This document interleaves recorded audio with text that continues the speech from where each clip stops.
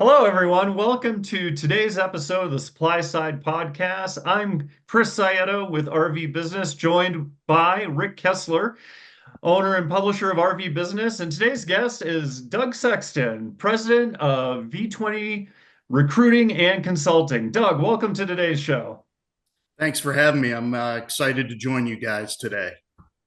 Appreciate it. Thank you for taking some time with us. Doug, give us a little bit of background on V20 and what you're here to talk about, the background of the company. You guys do something pretty unique for our industry. Yeah, I think we're very unique. V20 is a recruiting firm that started off about almost 17 years ago now, and we started our work on the power sports side of the business. Over the years, we've developed quite a presence in the marine industry, and about 7 years ago, started to get into the RV industry as well. In addition to those three, and those are our mainstays, we also do a little bit of work in outdoor power equipment and a little bit of work in firearms. We recruit for all sorts of companies within the industries that we serve. Again, the primary being marine, power sports, and RV. And they can be anything ranging from OEMs to aftermarket companies, distributors, and dealerships. And we Hmm. have folks that specialize in each one of those areas. So it's almost any type of role outside of hourly folks and things like that at manufacturers, but we're incredibly focused on the industries that we serve. Doug, can you maybe break it down a little further for us, both the talent recruitment, but as well as the consulting services that you provide? Sure. I would tell you that the vast majority of what we do is recruiting. The consulting piece of the business, we sort of consult on a daily basis with everybody that we work with anyhow, but technically or officially have done some consulting with, for example, some PE firms that are looking to make acquisitions in the spaces or the industries that we serve. So the recruiting business is our mainstay, Mhm. but we always have that consulting piece of our business there as an option to the few that might need us for those reasons.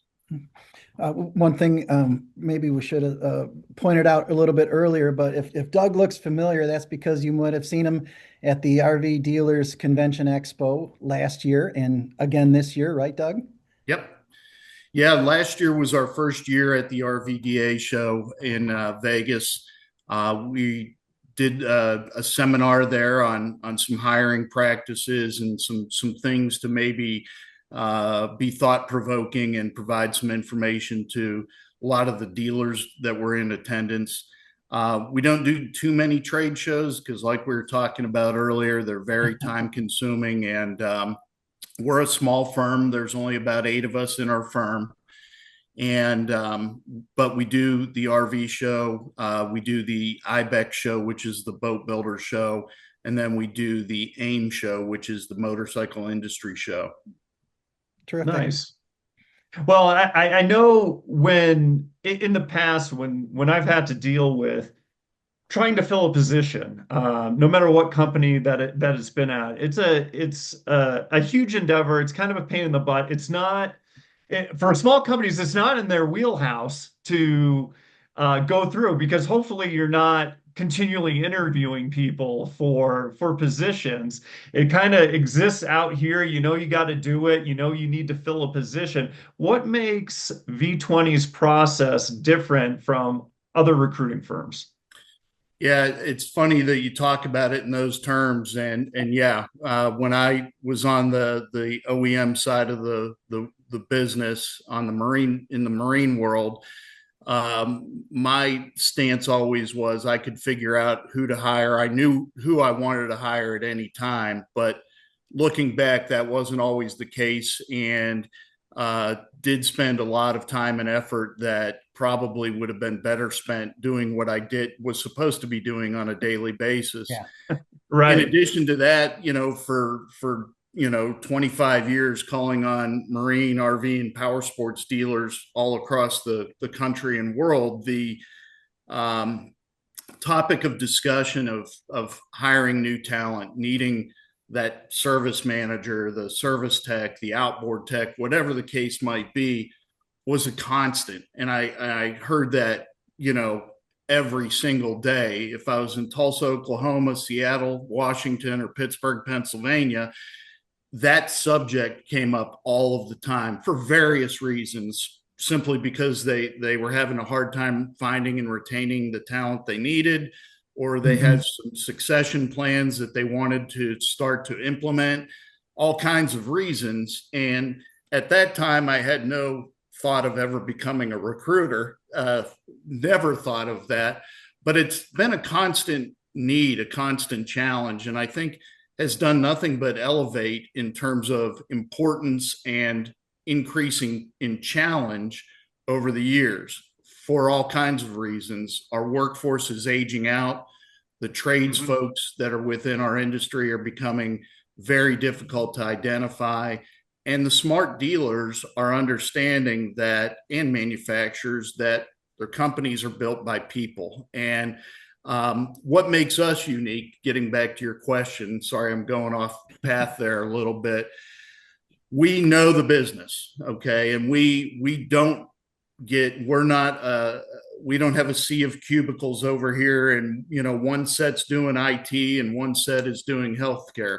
We live, breathe, and eat this stuff. We're all boaters, campers, hunters, fishermen, and we feed into these industries, and we know these industries. We all think we know everybody in the industry that we work within, but I can tell you from experience, we don't. And what we do that I think is unique is that we work behind the scenes each and every day on data. We're really a data-driven organization, and we house about 270,000 candidates in our system that in one way or another have been within these industries that we serve, or in a very closely adjacent industry. Sometimes a client comes to us, most times, and says they need somebody with certain industry experience.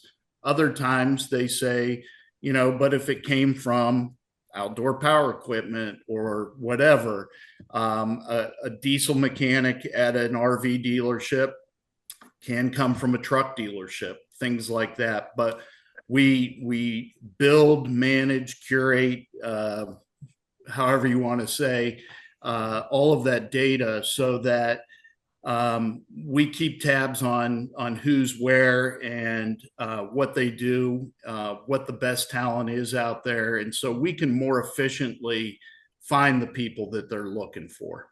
Ooh, that's an impressive number, 270,000. So let me take you down this path. I'm a dealer. I'm an RV dealer. I have need of, you name it, position, a management level position. Take me through the process. I reach out to you and say, hey, I'm looking to hire somebody. What's the next step that you would provide? Sure.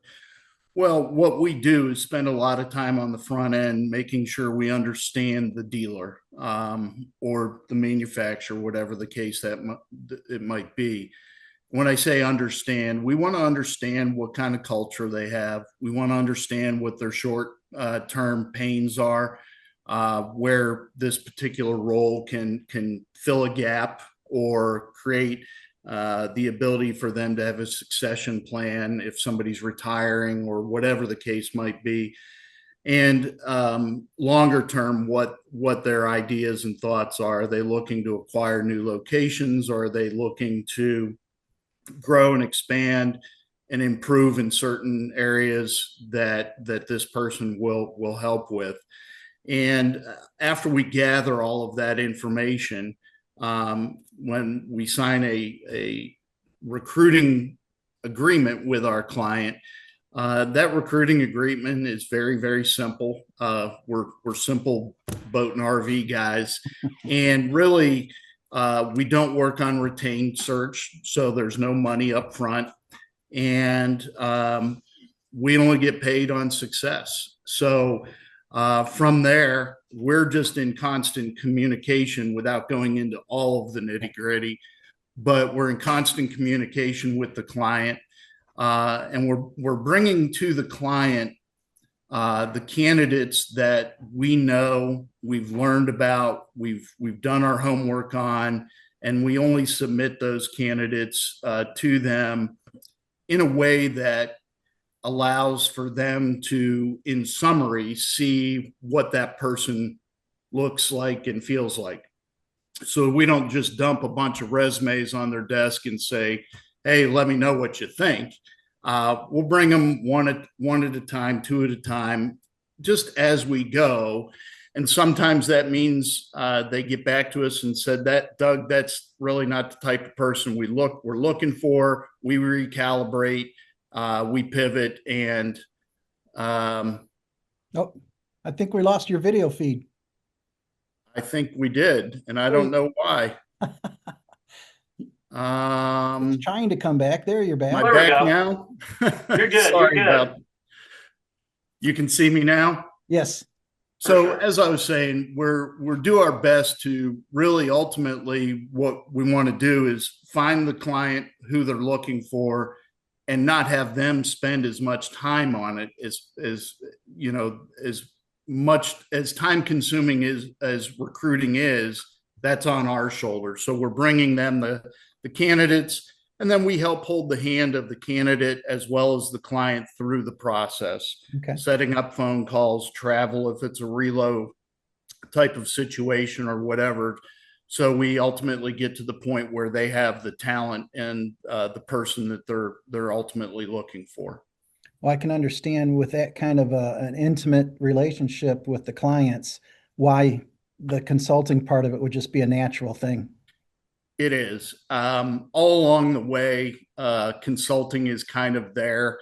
You know, we don't know the business as well as the business knows itself, but we offer an outsider's perspective with industry knowledge and experience. So sometimes if they're looking for a few roles or several roles, we coach through, you know, the cadence of how that should possibly go. You know, I'm looking for a service manager, a diesel tech, and a parts advisor.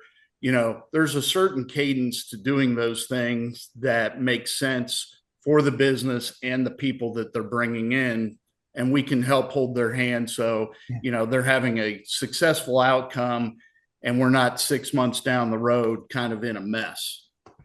We've seen it all. Well, Doug, you bring up a couple of good points. So one, you mentioned the resume. I hate reading resumes. You know, the bullet points, the people who use active verbs to describe, you know, what they do and all that. And it sounds like you offer more of a personal sort of concierge experience to your clients where you handle a lot of that sort of initial fluff. You know, because when you're looking for someone, you either, I think the first two steps are you think, do I know someone? And then if you don't, you ask people who are in your trusted sphere, do you guys know anybody? And if that yields zero, then you're like, oh crud, I gotta like put, you know, find someone on LinkedIn or do something else. But with your database and your knowledge, you kind of take some of those pain points out for your customers. Yeah, I think that's fair to say. I think that's a big percentage of what we do. And you know, on the subject of resumes, out of the 270,000 people we have in our system, none of them write resumes for a living. And whether they're, you know, fresh out of, Oh, we did it again. I don't know what's going on. The camera keeps, I'll keep talking if that's okay. The camera will probably come back on. Yeah, people can stare at our lovely faces. That's fine. So, you know, so we get it in terms of resumes, and they're sometimes sometimes you have to be more careful of the resumes that are too well written. And Oh, yeah. we dig into, we know what we want to find for that client. And I always harp on the fact that, you know, many resumes are written like a job description. And we dig in and we spend time with the candidate to find out what it is that they did at whatever position they were in currently or prior. So, you know, beyond the job description, we want to know what were you able to accomplish. And if I can connect those dots, or any of our guys can connect those dots, to make sure that that experience and that know-how translates into what they're needing, then that we're able to make things come together, and it makes sense to everybody involved. I'm sorry this camera's not working. I don't know what's going on here. That's If all you're right. just tuning in, Doug is a real person. He works for V20 Recruiting and Consulting. He is not an AI chatbot, and we're talking to him about the hiring process and what his firm can do. Doug, since we have you on as a guest, for a little job safety for myself, I'll tell you right now, if Rick contacts you after this meeting and is looking for a new chief sales officer, just don't reply. Yeah. Just ignore his phone call and his text, and I'll make sure it's worth your while. So Yeah.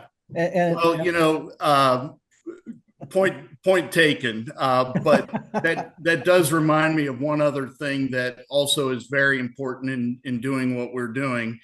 And I was talking to both of you about this earlier. We do a little bit of trade shows, and right. we're the guys that a lot of people want to talk to, but nobody wants to be seen talking to. Right. That goes for candidates as well as clients. And we understand and we know and we adhere to a very high level of confidentiality as a result. We're in a small industry where it does seem like everybody knows one another. And in a lot of cases, a client doesn't want it to be very well known that they're looking for position X, Y, or Z.